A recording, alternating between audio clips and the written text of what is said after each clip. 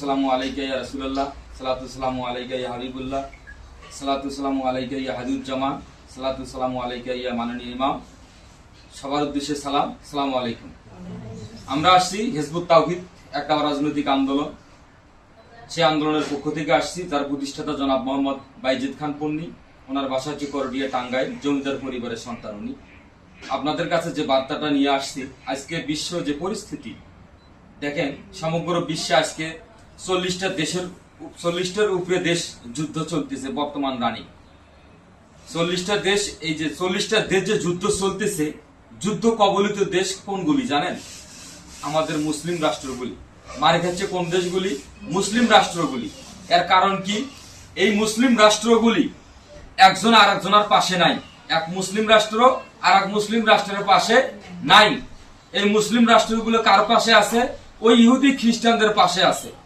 এই যুদ্ধের কারণ কি? এটা ইসলামের যুদ্ধ না, আল্লাহ রাসূলের জন্য যুদ্ধ না, এটা হচ্ছে স্বার্থের যুদ্ধ। আজকে এই সমগ্র বিশ্বে যে যুদ্ধ চলতেছে, এই অবস্থায় আমি যে বললাম আলহামদুলিল্লাহ ভালো আছি, এটা ডাহা মিথ্যা কথা। কারণ একজন সচেতন ব্যক্তি কখনো এই পরিস্থিতিতে সে ভালো থাকতে পারে না। কারণ আমরা যে দেশে বসবাস করতেছি, এই দেশকে নিয়েও চক্রান্ত চলতেছে। যেমন আমাদের রংপুর বিভাগকে ডাইরেক্ট বললো এই রংপুর বিভাগ আমরা কিছুদিনের মধ্যেই নিয়ে নেব। এটা কি একটা ইস্যু নয়? এই ইস্যুতে কি আমরা বলতে পারি আমরা ভালো থাকতে পারি? আপনারা কি ভুলে গেছেন রোহিঙ্গাদের কথা? কেমনে ভুললেন আপনারা? এটা তো ভোলার কথা নয়।